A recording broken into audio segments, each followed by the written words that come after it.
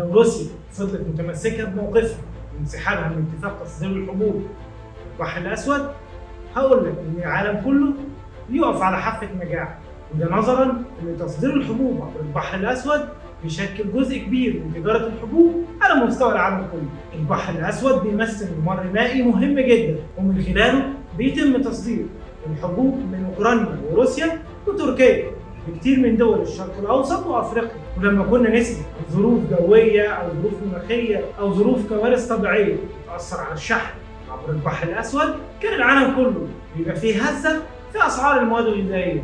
ما بالك واحنا بنتكلم عن حرب وظروف سياسيه وعندهم من طرفين تعتبروا من اكبر منتجي الحبوب على مستوى العالم، وهم روسيا واوكرانيا. فبالتاكيد ده هيوصلنا لازمه حقيقيه، خاصه في الدول الناميه في افريقيا والشرق الاوسط، واللي بتعتمد بشكل اساسي على غذائها في الحبوب. وعلشان تفهم اكتر، انا محمد الخطيب، وانت بتتفرج على حقيقه في كتاب. هقول لك على ايه اللي بيحصل بالظبط، بس ما تنساش تدعمنا بلايك سبسكرايب للقناه. يلا بينا.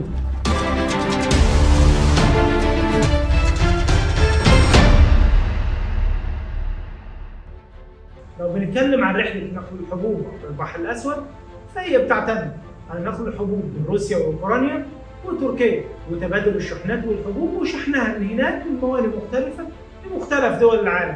والسؤال اللي محير العالم كله، ايه مصير تصدير الحبوب دلوقتي بعد ما انسحبت روسيا بشكل رسمي من اتفاق تصدير الحبوب؟ حاليا مش عارفين، الصوره ضبابيه بشكل كامل، ولسه القادم مجهول. ولحد دلوقتي في محاولات لتجديد الاتفاق ده رغم عدم وجود اي اعلان لتجديده او الاستمرار فيه، وده اللي اعلنته بشكل رسمي وكاله تاس، الوكاله الرسميه للانباء في روسيا، واللي اعلنت ان اتفاق تصدير الحبوب عبر البحر الاسود واللي كان الطرف فيه برعايه الامم المتحده انسحبت منه، مفيش اي مجال لتجديده حتى الان. ولكن رمت جمله في الاخر ان كل شيء ممكن، وده اللي بيدي فرصه وامل ولو بسيط في تجديد الاتفاق ده. وقال الرئيس الروسي فلاديمير بوتين ان الاهداف الروسيه من الاتفاقيه دي ما اتحققتش بالشكل اللي بيرضيه، وان كمان الحبوب ما وصلتش للمكان اللي روسيا عايزاها توصل ليه، وخاصه افريقيا. وده كان في مكالمه تليفونيه جمعته بالرئيس الجنوب افريقي، وبدات مساعي وتواصل من الامين العام للامم المتحده مع الرئيس الروسي في محاوله لتجديد الاتفاقيه، الى انه الى الان لم يتلقى رد. وعشان تبقى عارف احنا بنتكلم على ايه، اتفاقيه تصدير الحبوب عبر البحر الاسود بممرات مائيه امنه.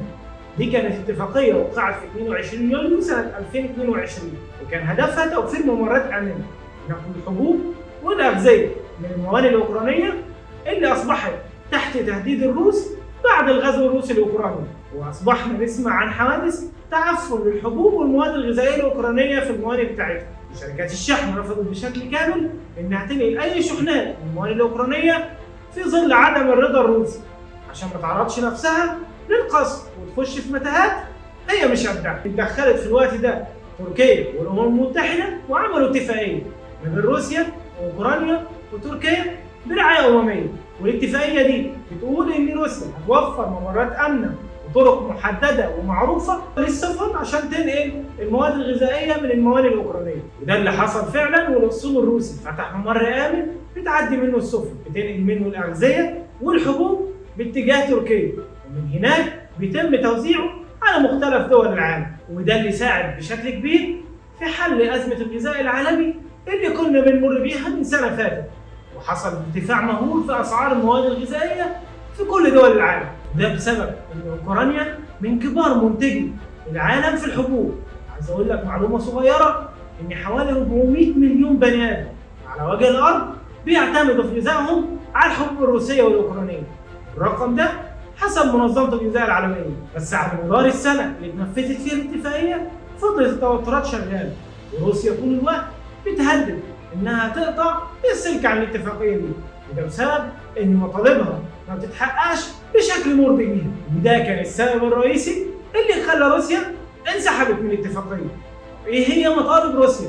روسيا طلبت من الامم المتحده 5 مطالب رئيسيه، اولهم اعاده اتصال البنك الزراعي الروسي بنظام سويفت للتحويلات الماليه العالميه. وتاني مطلب لروسيا كان توفير قطع غيار للمعدات الزراعيه.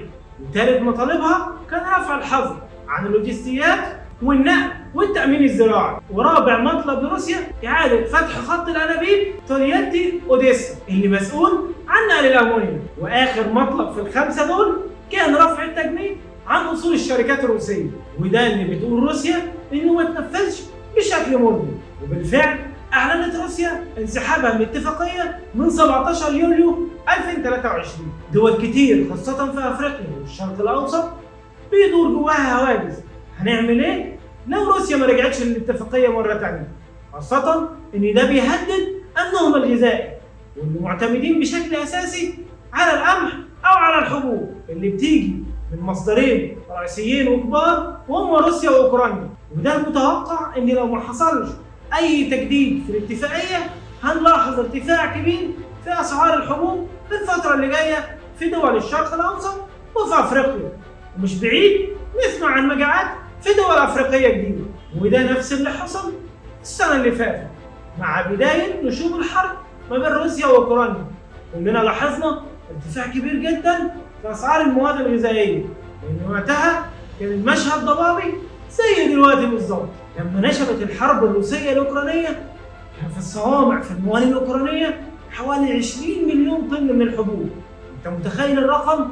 كل ده فضل فترة كبيرة من الوقت مقفول عليه في الصوامع، لدرجة إنه جزء كبير منه تعفن لحد ما وصلوا للاتفاقية دي، واللي كانت آليات تنفيذها شحن الحبوب دي في سفن وتفتيشها في منتصف البحر من لجنة مشتركة ما بين الأتراك والأوكران والروس والأمم المتحدة، عشان يضمنوا إنها ما تكونش تحمل أي نوع من أنواع المعدات اللي بتستخدم في الحروب، وإنها قاصرة على نقل الأسمدة والمواد الغذائية.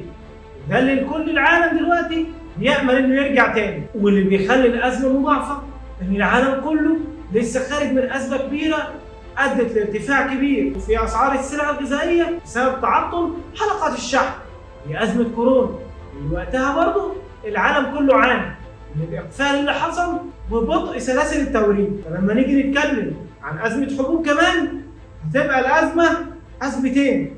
الاتحاد الأوروبي من ناحيته قال إن الاتفاقية دي حاجة مهمة جدا عشان تحافظ على الأمن الغذائي العالمي، والأمم المتحدة قالت إن دي منارة أمل في ظل الظروف الصعبة اللي بيعاني منها العالم كله.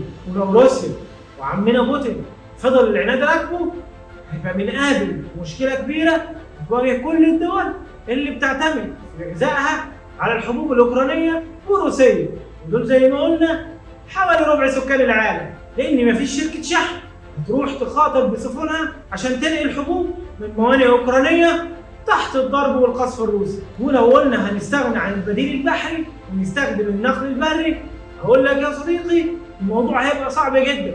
وبالفعل أوكرانيا عملت الحل ده مع بداية الحرب وبدأت تشحن بري لدول الاتحاد الأوروبي رغم التكلفة العالية وعدد الشحنات الرهيب اللي هتحتاجه عشان تنقل الكميات دي من الحبوب اللي بتستخدم نواقل بحرية عملاقة فيها، إلا إن الموضوع ما كانش مجدي.